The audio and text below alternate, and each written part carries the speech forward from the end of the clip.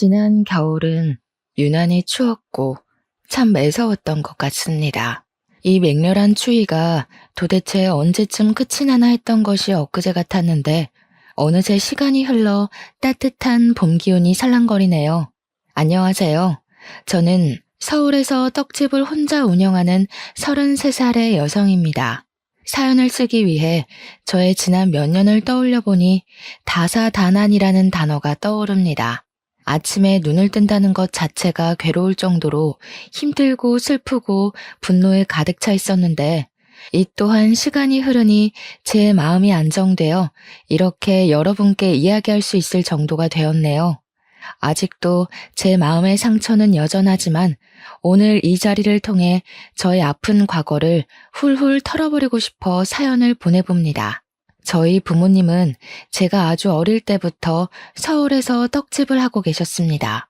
직접 운영하셨던 것은 아니고 떡집을 운영하시는 사장님 부부가 따로 계시고 저희 부모님은 사장님 부부 밑에서 일을 하셨어요. 사장님 부부는 저희 부모님께 떡 만드는 다양한 기술을 알려주시기도 하시고 제가 떡집에 놀러 가면 정말 잘 놀아주셨습니다.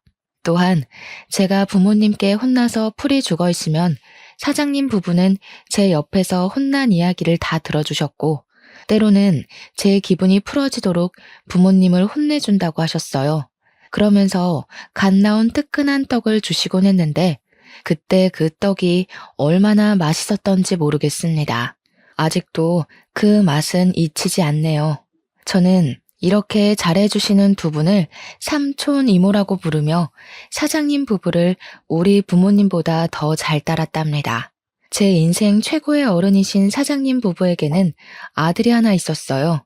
그의 이름은 이호준인데 학교에 다닐 때부터 공부를 참 잘했고 얼굴도 꽤 잘생기고 친구들에게 인기도 참 많았답니다.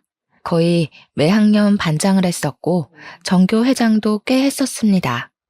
호준이의 부모님과 저의 부모님이 같은 떡집에서 일하시다 보니 저와 호준이는 매일 붙어 다니며 같이 등하교했어요. 초등학교, 중학교, 고등학교까지 같은 학교에 다녔고 우리는 정식으로 사귀는 사이는 아니지만 둘도 없는 단짝이 되어 같이 공부도 하고 연애 상담도 하곤 했죠. 호준이는 단순한 동네 친구를 넘어 가족 같은 사이였답니다. 우리는 고등학교 졸업을 하며 처음으로 다른 길을 걷게 되었어요.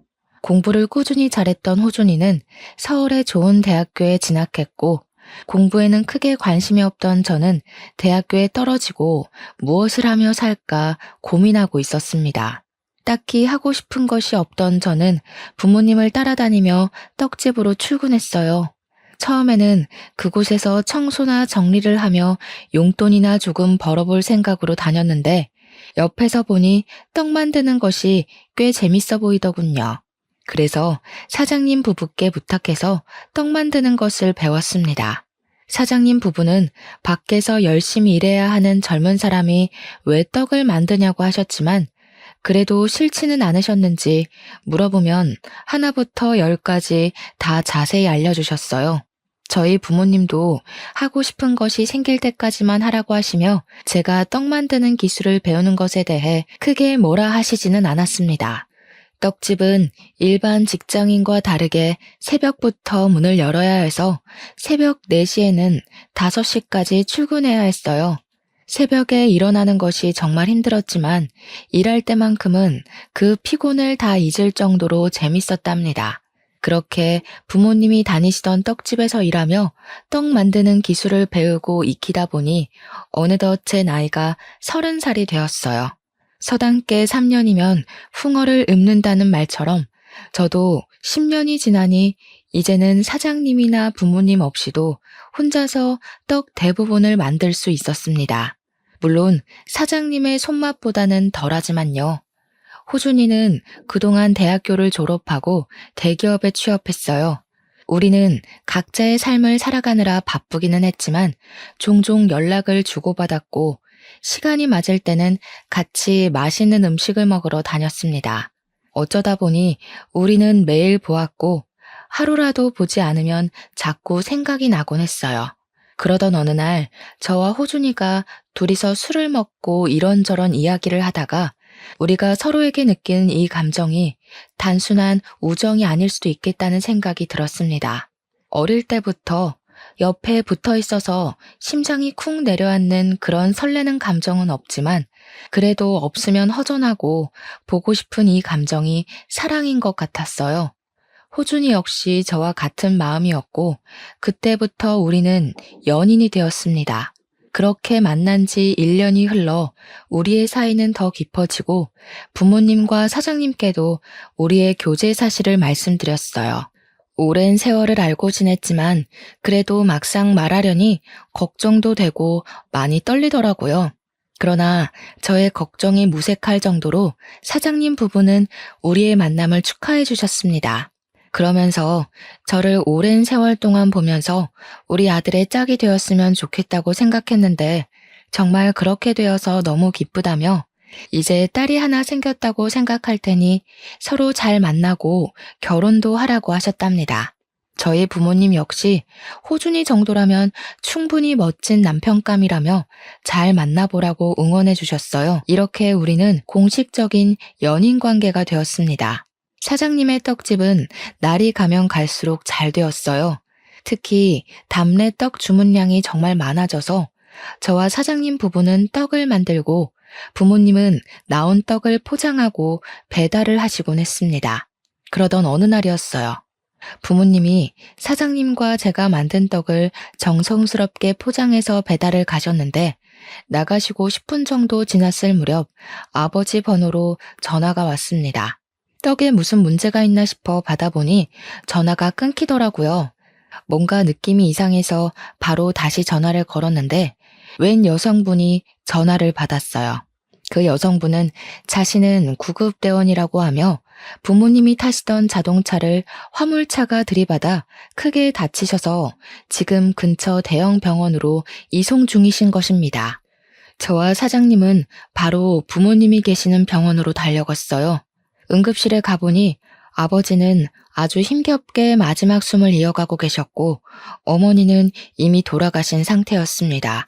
저는 그 모습을 보고 충격을 받아 다리에 힘이 풀려 주저앉았고 아버지는 사장님의 손을 잡고 힘겹게 무슨 말씀을 하신 뒤 다시는 눈을 뜨지 못하셨어요.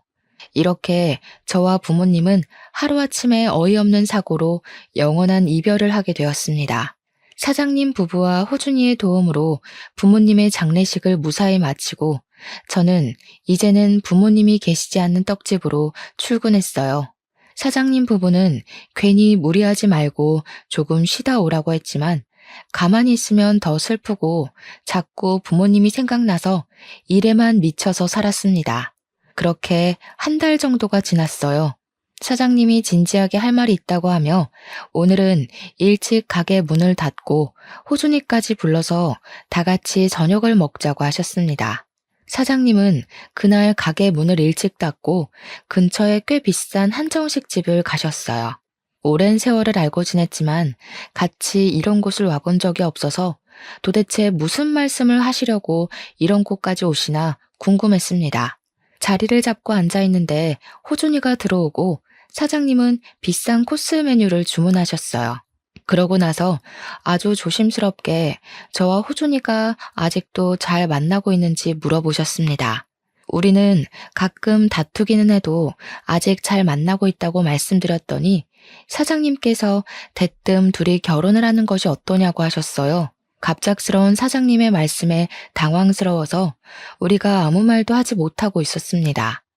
호준이가 갑자기 웬 결혼이냐고 물으니 사실 제 아버지가 사고로 돌아가시기 직전 우리 딸 지혜를 잘 부탁드린다고 말씀하시고 숨을 거두셨대요. 그 뒤로 사장님은 어떻게 해야 아버지의 유언을 들어줄 수 있을까 생각해봤는데 아무리 생각해도 저를 며느리로 드리는 것이 제일 나은 방법인 것 같았답니다. 그러면서 둘이 마음만 잘 맞고 괜찮다면 얼른 결혼하면 좋겠는데 우리 둘의 생각은 어떠한지 물으셨어요. 호준이는 어차피 결혼할 생각이 아예 없는 것도 아니었으니 결혼을 하겠다고 했고 저 역시 호준이와 같은 생각이었습니다. 저와 호준이가 결혼하겠다는 의사를 밝히자 사장님은 잘 생각했다고 하시며 아주 좋아하셨어요. 그러면서 예물이나 예단 헌수 같은 것은 하지 말고 신혼집이나 살림살이는 사장님께서 다 마련할 테니 둘이 살림만 합치라고 하셨습니다. 그 뒤로 우리의 결혼은 아주 빠르게 진행되어 말이 나온 지 한 달 만에 정식 부부가 되었고 어린 시절부터 저의 최고의 어른이었던 사장님 부부는 이제 시부모님이 되었답니다. 시부모님은 저를 정말 딸처럼 생각하셨어요. 시댁에 가서 음식을 먹을 때 해산물을 좋아하는 남편보다는 고기를 좋아하는 제 위주로 음식을 해주셨고, 시댁에서 설거지조차도 한 번을 해본 적이 없었습니다. 저를 위해 음식을 차려주셨으니 설거지를 하려고 해도 시부모님은 새벽부터 떡집에서도 일하고 집에서도 자기 아들 밥을 차리고 설거지 매일 할 텐데 무슨 시댁에 와서도 설거지냐고 하시며 절대 못하게 하셨어요. 또한 다 같이 TV를 보다가 뭐가 맛있어 보인다고 하면 다음날 아니면 다음 주에라도 반드시 음식을 사오시거나 만들어주셔서 시부모님 앞에서는 맛있겠다는 말도 함부로 하지 못했답니다. 우리가 밖에 나가면 사람들은 다들 저를 시부모님의 친딸로 보았어요. 저는 그런 시부모님을 보면 꼭 돌아가신 부모님이 다시 살아서 오신 것 같았고, 많이 부족한 저를 진짜 딸처럼 잘 챙겨주시는 시부모님을 친부모님처럼 모시고 살아야겠다고 다짐했습니다. 남편 역시 저에게 너무 잘해주었어요. 아주 어린 시절부터 만나 설레는 감정은 없지만 남편이 퇴근하고 나서 집에 같이 있으면 편하고 참 재밌었습니다. 그런데 어느 날부턴가 남편의 표정이 점점 어두워지고 잠도 잘 못 자는 것 같았어요. 무슨 일이 있냐고 물으니 회사에 팀장님이 새로 오셨는데 남편과 너무 맞지 않는다는 것입니다. 사소한 일로 매일 혼내고 사람들 앞에서 인격 무시하는 발언까지 한다며 자존심이 너무 상해서 관두고 싶다고 했어요. 솔직히 지금 바짝 돈을 벌어서 모아야 할 때인데 급여나 복지가 좋은 회사를 관두는 것은 아닌 것 같아서 조금만 참아보라고 했습니다. 그랬더니 남편은 저에게 회사 생활을 한 번도 해보지 않은 사람이 사람으로 인해 스트레스 받는 이 기분을 어떻게 알겠냐고 하며 은근히 저를 무시하더라고요. 남편은 그 뒤로도 계속 힘들어했고 잠도 못 자고 밥도 잘 못 먹는 것 같았습니다. 시부모님도 점점 힘들어하는 남편을 보며 걱정을 많이 하셨어요. 남편은 몇 날 며칠을 힘들어하다가 결국 회사를 관둬야겠다고 하며 시부모님께서도 회사를 관둔다고 이야기했습니다. 시부모님은 남편에게 그래도 한 집안의 가장인데 무책임하게 관두는 것은 아니라고 하시며 지금 회사에서 나가면 뭐 해먹고 살 것이냐고 물으셨어요. 남편은 시부모님의 물음에 공무원이 되고 싶다고 했습니다. 공무원 역시 사람들과 함께 있어야 하니 사람 스트레스가 있기는 하겠지만 그래도 평생 직장인이 해볼 만하지 않겠냐며 한번 도전해보고 싶다고 했어요. 남편은 원래 한번 계획하면 무조건 밀어붙이는 성격이었고 그런 남편의 고집을 시부모님도 저도 꺾을 수가 없었습니다. 결국 남편은 남들이 다 부러워하는 대기업을 관두고 공무원 시험을 준비하게 되었어요. 남편은 퇴사하고 딱 하루만 쉬고 그 다음 날부터는 눈에 불을 켜고 공부했습니다. 새벽에 출근하는 저와 같이 일어났고 저보다 더 늦게까지 공부하다가 잠을 잤어요. 저는 그런 남편이 공부에만 매진할 수 있도록 집안일이나 식사 준비는 다 제가 했습니다. 남편이 공부할 동안 남편의 수입이 끊기고 저의 월급으로만 생활하려니 참 힘들었어요. 시부모님은 힘들면 언제든지 도와줄 테니 말하라고 하셨지만 이 집과 가전제품도 다 장만해 주셨는데 어떻게 또 손을 벌리나요? 그래서 힘들어도 아끼고 아껴가며 생활했고 다행히 남편은 열심히 공부해서 공무원 시험 준비한 지 1년 반 만에 합격했답니다. 시부모님은 남편에게 지혜가 내조를 잘해줘서 합격한 것이라고 하며 저에게 고마워하라고 했습니다. 저는 아무것도 한 것이 없는데 시부모님께서 이렇게 치켜 세워주시니 너무 민망했어요. 남편은 그 뒤로 신규자 교육을 받고 집 근처 행정복지센터로 발령을 받아 그곳으로 출퇴근을 했고, 저는 항상 그래왔듯 시부모님의 떡집에서 일하고 있었습니다. 이제는 시부모님의 도움 없이도 시부모님이 만드신 떡과 비슷한 맛을 낼 수가 있었어요. 저는 이렇게 맛있는 떡이 이 동네뿐 아니라 다른 지역에서도 더 많이 팔리기를 바랬습니다. 요새는 온라인으로도 떡 케이크나 답례떡을 많이 판매하길래 시부모님께 인터넷으로 판매를 해보자고 제안했어요. 시부모님 역시 온라인 판매를 생각하고 계셨다고 하시며 한번 시작해보자고 하셨습니다. 처음 한 달 동안은 음식을 택배로 보내다 보니 택배 사고가 빈번하게 일어났지만 점차 우리에게도 요령이 생겼어요. 그래서 두 번째 달부터는 택배 사고가 거의 없었고 여기저기 홍보도 많이 해서 매출이 꽤 많이 일어났습니다. 시부모님은 온라인 판매를 시작한 뒤로 떡집에서 발생하는 순이익의 절반을 저의 월급으로 주시며 앞으로 이 떡집을 아들이 아닌 저한테 물려줄 테니 한번 잘 운영해 보라고 하셨어요. 남편은 새로운 곳에서 일을 배우느라 많이 힘들어 보였습니다. 온종일 낯선 곳에서 낯선 사람들에게 일을 배우느라 많이 긴장한 눈치였고 집에 퇴근하고 오면 녹초가 되어 있었어요. 그나마 다행인 것이 지금 있는 곳에 직속 상사로 고등학교 여자 동창이 있어서 조금은 편하다고 했습니다. 그 여자 동창은 이름이 김은지인데 은진의 부모님이 꽤 큰 회사 사장님이시라 학교 다닐 때도 부잣집 딸로 유명했어요. 저는 은지가 당연히 아버지 회사에 들어갈 줄 알았는데 공무원이 되었다니 참 신기했고 적응하느라 힘든 남편에게 도움을 주니 참 고마웠습니다. 남편은 은지에게 정신적으로 많이 의지하는 것 같았어요. 행정복지센터에서는 물론 퇴근하고 집에 와서도 종종 카톡을 주고받더라고요.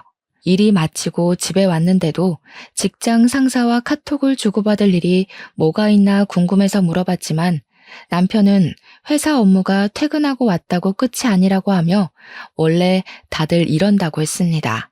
사실 저는 떡집 말고 일반 회사에서 일해본 적이 한 번도 없었기에 회사원들은 퇴근하고도 이렇게 계속 업무상의 연락을 주고받나 보다 생각했어요. 그리고 무엇보다 저는 새벽에 출근해서 매일 일찍 잠을 자야만 했기에 남편이 밤늦도록 카톡을 해도 거기에 대해 신경 쓸 겨를도 없었습니다. 하루는 남편이 은지한테 너무 많이 도움을 받는다고 하며 다 같은 고등학교 동창이니 주말에 함께 밥을 먹자고 했어요. 저는 오랜만에 동창을 만날 생각에 그저 좋았습니다.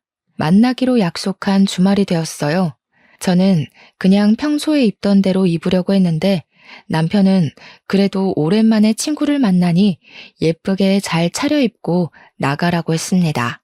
제가 소개팅을 하는 것도 아니고 고등학교 여자 동창을 만나러 가는데 왜 굳이 그래야 하냐고 했어요. 그랬더니 남편은 결혼한 사람이 예쁘게 잘 꾸미고 다니면 서로 보기 좋지 않겠냐고 했습니다. 이 일로 저와 남편은 살짝 투덕거리다가 결국 남편이 골라준 옷을 입고 조금 늦게 식당으로 향했어요. 은지는 이미 식당에 와 있었습니다. 제 기억 속의 은지는 그저 귀여웠던 것 같은데 31살이 된 은지는 키는 작아도 세련되고 여자인 제가 봐도 정말 예뻤어요.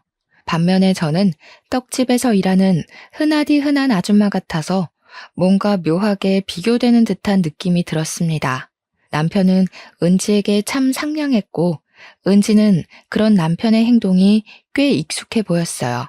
제 남편이 그러는 모습이 참 낯설기도 하고 기분이 좋지 않았지만 다 같은 친구이니 그럴 수도 있겠지 하고 말았습니다. 저는 은지에게 남편이 지금 힘든 시기인데 여러모로 도와줘서 고맙다고 했어요.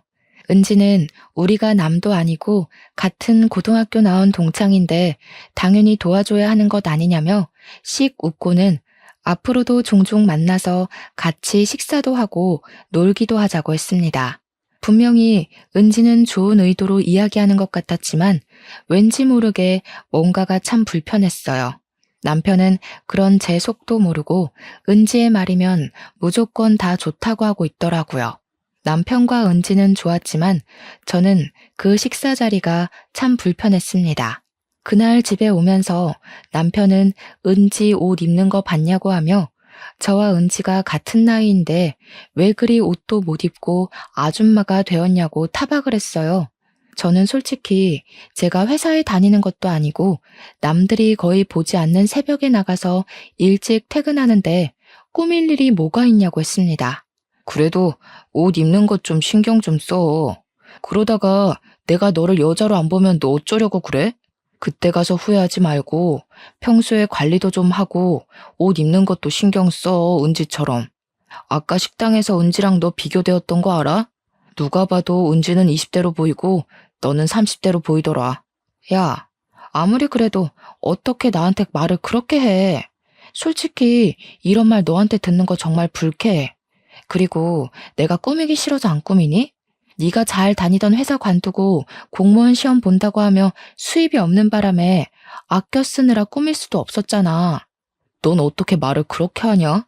하긴 너같이 고졸의 떡집에서만 일하던 애가 사회생활이 힘든지 어떤지 어떻게 알겠어. 그리고 솔직히 말해서 너 같은 애가 나같이 좋은 대학교 나오고 공무원 남편 어디서 구할 수 있을 것 같아? 부모님이 한순간에 돌아가셔서 불쌍해서 결혼해줬더니만 어디에서 지금 큰 소리야? 저는 남편의 말에 크게 상처를 받았고 그날 집에 들어와서까지 싸웠고 돌아가신 부모님 생각이 나서 펑펑 울었어요. 다음 날, 전날 밤에 우는 바람에 눈이 팅팅 부은 채로 떡집에 출근했습니다. 눈도 붓고 잠도 거의 못 잔 채로 출근한 저를 본 시부모님은 무슨 일이 있었냐고 걱정하셨어요. 저는 말을 하지 않으려 했지만 시부모님이 너무 걱정하시고 자꾸 물어보셔서 어쩔 수 없이 어제 있던 일을 다 말씀드렸습니다. 시부모님은 어떻게 자기 부인한테 그런 말을 할 수가 있냐며 크게 화를 내셨고 결국 그날 저녁 남편은 퇴근하자마자 떡집으로 불려와 호되게 혼이 났어요. 남편은 저에게 말로는 미안하다고 했지만 얼굴은 전혀 미안한 표정이 아니었습니다. 그 뒤로 저와 남편은 이전과는 다르게 어색해지고 집에서도 딱 필요한 말 아니면 굳이 다른 말은 하지도 않았답니다. 남편이 공무원이 된 지 2달째 되었을 때였어요. 남편 부서의 회식과 일이 많아져서 저녁을 매일 밖에서 먹었고 일주일에 1번에서 2번은 밤늦게까지 술을 먹고 들어왔습니다. 그리고 주말에는 갑자기 상갓집이나 결혼식에 갈 일이 많았는데 꼭 혼자서만 다녔어요. 솔직히 새벽부터 떡집에서 일하고 퇴근하고 와서 남편의 저녁상을 차리느라 힘들기는 했지만 막상 매일 저녁을 밖에서 먹고 들어오니 왠지 모르게 씁쓸했습니다. 우리가 서로 안 지 오래되기는 했지만 지금 신혼이잖아요. 그런데 남편은 항상 밖으로만 다니고 저는 집에만 있으니 결혼해도 외로웠고 항상 혼자만 있는 기분이었습니다. 시부모님은 이런 우리의 모습을 보며 걱정을 하셨고 남편만 따로 불러서 저한테 잘해주라고 말씀하셨지만 여전히 남편은 밖으로만 돌아다녔어요. 그러던 어느 날이었습니다. 떡집에서 퇴근하고 집에 오다가 옆집에 사는 언니를 만났어요. 이 언니는 처음에 여기로 이사 오면서 우연히 알게 되었는데 저보다 나이는 3살이 많고 혼자 살고 있었습니다. 언니가 저에게 그동안 잘 지냈냐고 하며 신혼인데 남편이랑 사이는 어떠냐고 물어봤어요. 저는 남편이 일 때문에 바빠서 얼굴도 잘 보지 못한다고 했습니다. 언니는 저의 이야기에 심각한 표정을 지으며 사실 언니가 요새 저녁에 시내의 음식점에서 아르바이트 하는데 남편이 다른 여자와 시내를 다니는 것을 몇 번이나 봤다는 거예요. 아무리 봐도 저는 아닌 것 같은데 다정하게 손을 잡고 거의 매일 저녁 7시에서 9시 사이에 나타난다고 했습니다. 그러면서 언니는 솔직히 이 말을 할지 말지 많이 고민했지만 그래도 말은 해야 할 것 같다는 생각에 조심스럽게 말한다고 했어요. 제가 어제도 봤냐고 했더니 어제는 7시 정도에 시내에서 팔짱 끼고 걸어 다니는 것을 봤다고 했습니다.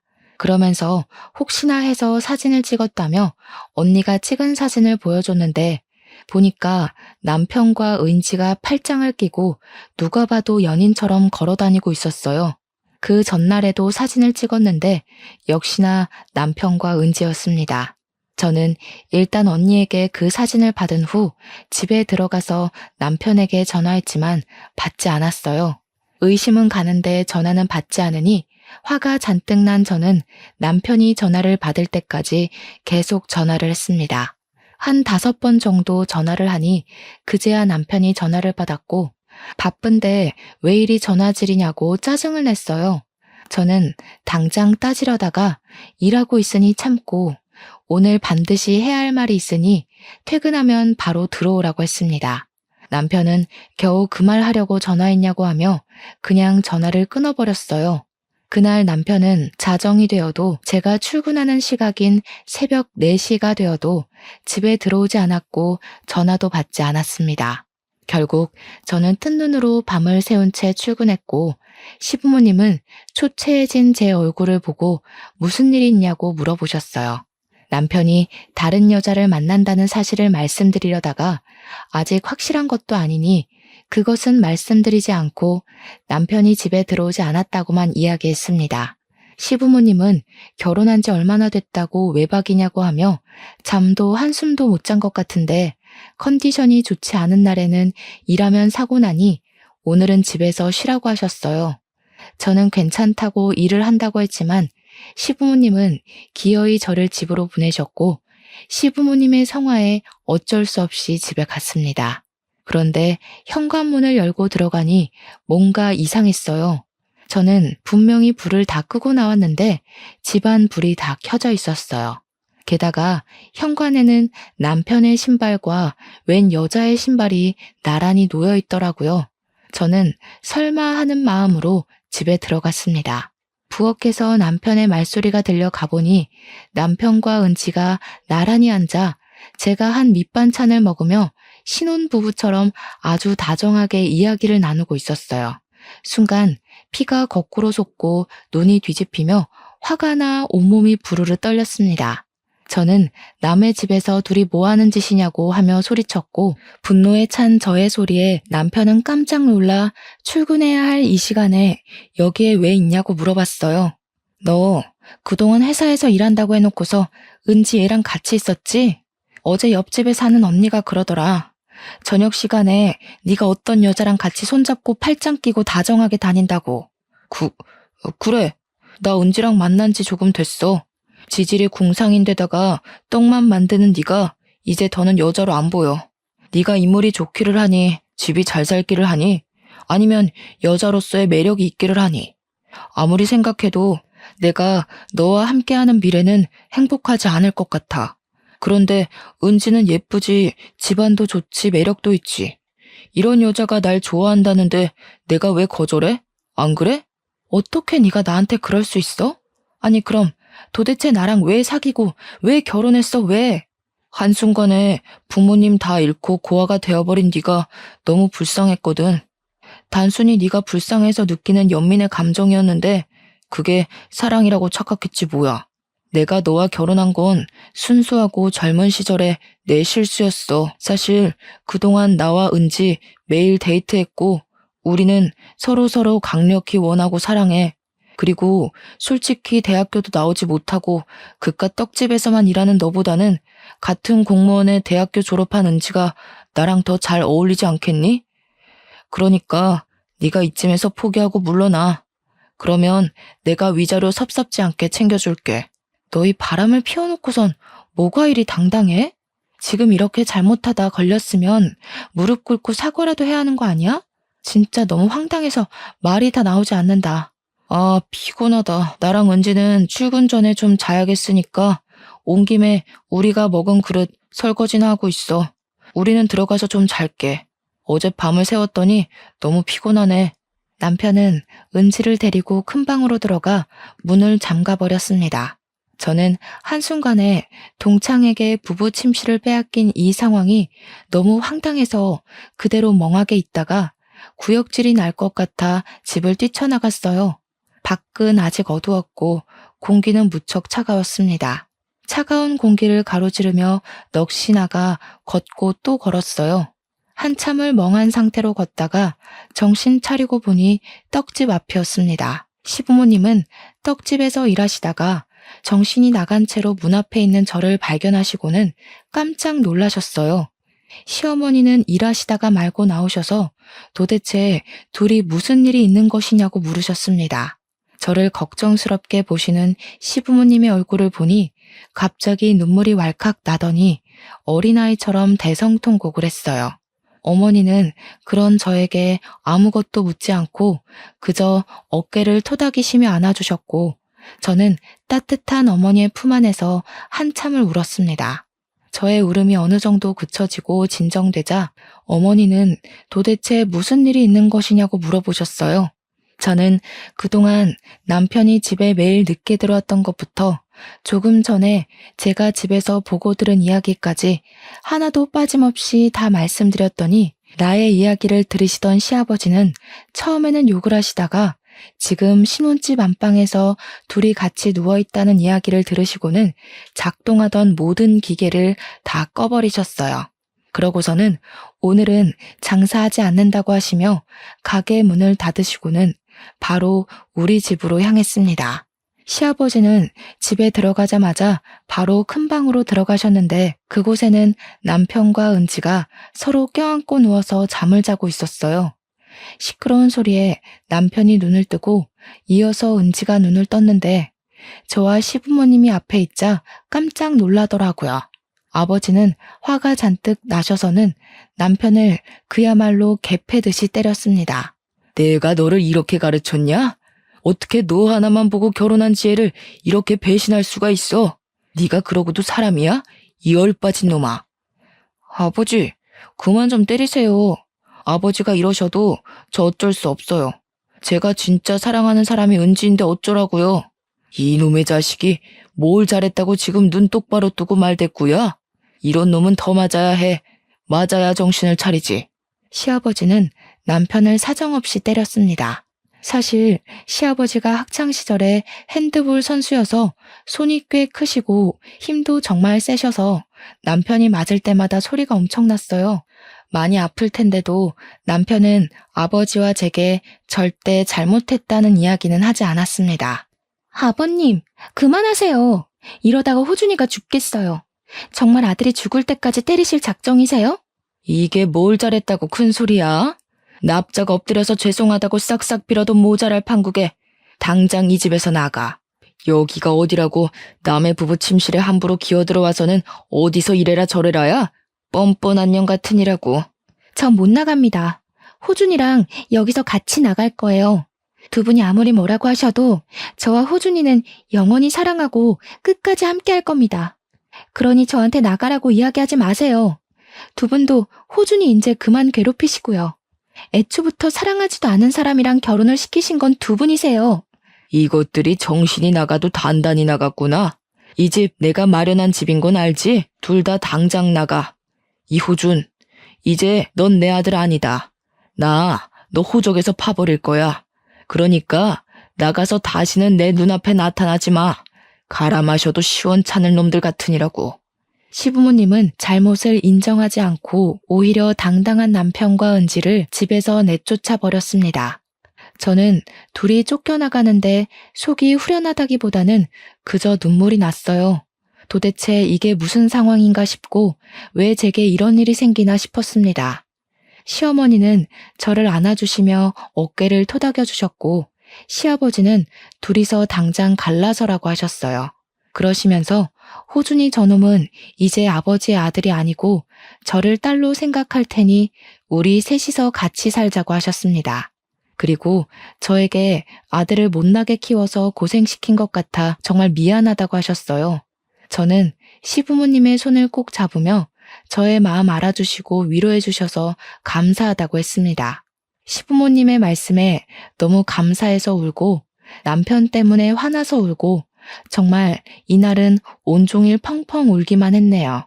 시부모님은 제가 괜찮다면 일단 이 집에서 시댁에서 같이 살자고 하셨어요. 이미 남편의 마음은 되돌릴 수 없을 정도로 떠났으니 이혼해야겠다는 생각이 들어서 알겠다고 했습니다. 그 길로 저는 제 짐을 다 챙겨서 시댁으로 들어갔어요. 시어머니는 잠도 못 자고 종일 먹지도 못하는 저를 위해 정성껏 죽을 끓여주셨습니다. 솔직히 음식이 입에 들어가지는 않았지만 일단 먹고 기운 차려야 잘못한 사람에게 화도 내고 복수도 할 수 있다며 먹기 싫어도 먹으라고 하셨어요. 시부모님도 자기 아들이 이런 짓을 저질렀으니 속이 말이 아니었을 텐데 그래도 제 앞에서 아무 내색하지 않으시고 저를 걱정하시고 위해주시니 너무 감사했네요. 시부모님은 이제부터 여기가 우리 집이라 생각하고 뭐 하려고도 생각하지 말고 편히 지내라고 하셨습니다. 저는 그런 시부모님께 너무 감사했고 이분들의 진짜 딸이 되어 평생 모시고 살겠다고 다짐했어요. 혼돈의 하루가 지나고 다음 날이 되었습니다. 잠을 설치기는 했지만 조금 쉬니 마음이 많이 진정되었어요. 시부모님은 이미 새벽에 출근하셨는데 그 와중에도 시어머니는 저의 아침상을 차려주셨습니다. 식탁 위에는 당분간 집에서 쉬며 마음을 잘 추스르라는 쪽지가 있었어요. 그 쪽지를 보고 밥상을 보니 또 눈물이 왈칵 났고 저는 울면서 어머니께서 차려주신 밥을 겨우 먹었네요. 밥을 먹고 기운이 생긴 저는 바로 이혼 서류를 작성해서 남편을 만나러 갔습니다. 남편에게 남편이 근무하는 복지센터 근처의 카페에서 만나자고 하고 기다리는데 남편과 은지가 같이 들어오더라고요. 제가 이혼 서류를 내미니 남편은 기다렸다는 듯이 바로 이혼하자고 했습니다. 이혼해줘서 고마워. 사실 네가 고등학교밖에 나오지 않았고 그동안 떡만 만들었다길래 무식할 것 같아서 말이나 잘 통할까 싶었는데 그래도 잘 알아먹고 먼저 이혼하자고 하니 다행이네. 뭐 이렇게 되었으니 너도 이제 앞으로는 잘 먹고 잘 살길 바래. 참, 여기 오는 길에 내가 돈 좀 뽑았어. 위자료라 생각하고 이 돈 받고 예쁜 옷도 좀 사드리고 해. 그래야 얼른 남자 만나서 시집가지. 안 그래? 은지는 마지막 순간까지 제 속을 후벼 팠습니다.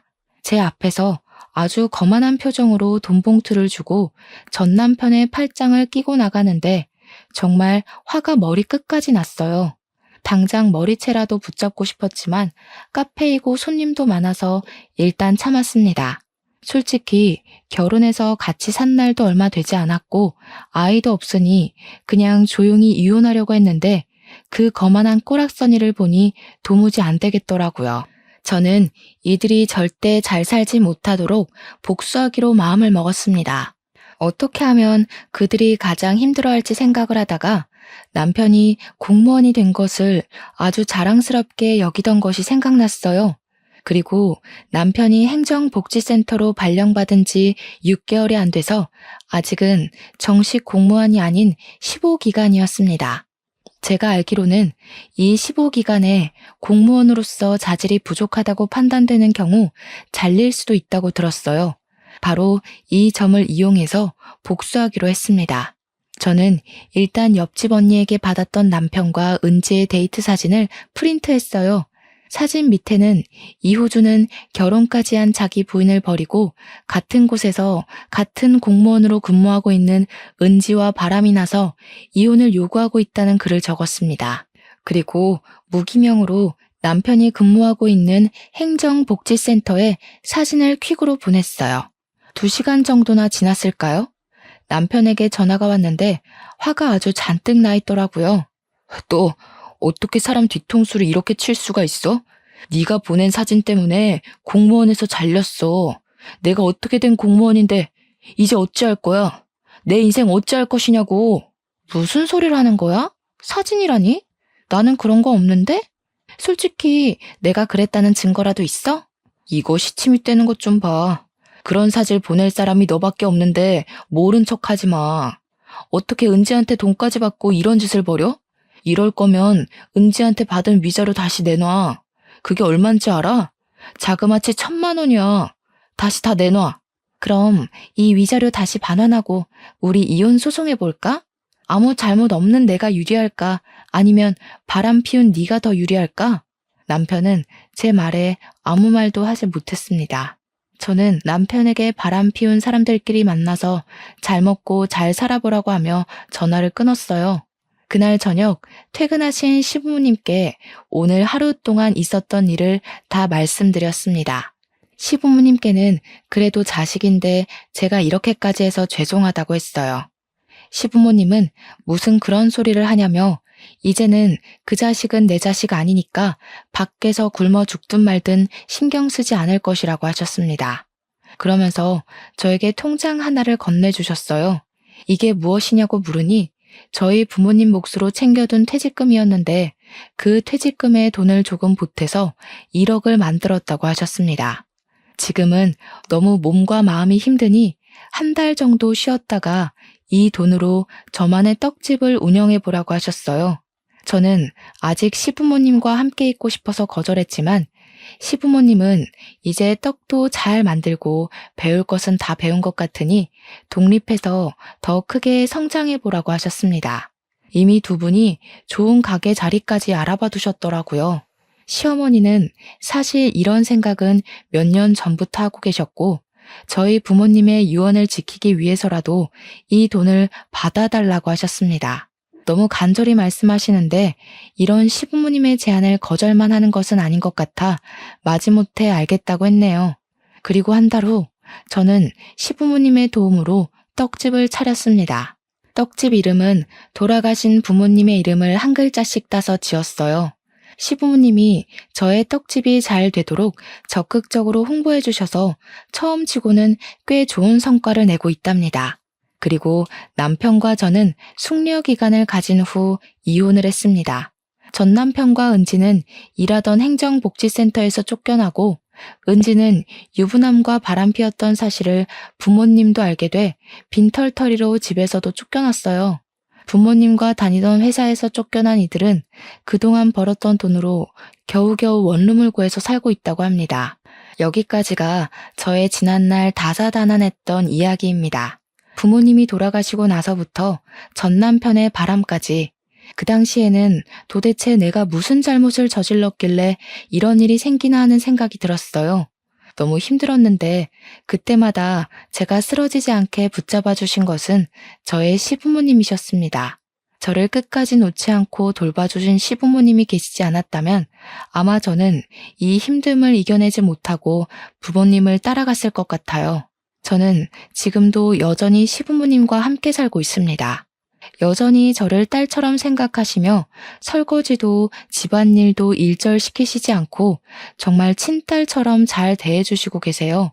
그런 시부모님께 너무 감사드리고 진짜 딸처럼 평생 효도하며 모시고 살 것입니다. 솔직히 그동안 쑥스러워서 이런 얘기 못했지만 이 자리를 빌려 시부모님께 진짜 사랑하고 고맙다고 말씀드리고 싶네요. 다들 행복한 일들만 가득한 마음 따뜻한 봄날이 되시기를 진심으로 기원하며 이제 저의 사연을 마쳐볼까 합니다. 들어주셔서 감사합니다.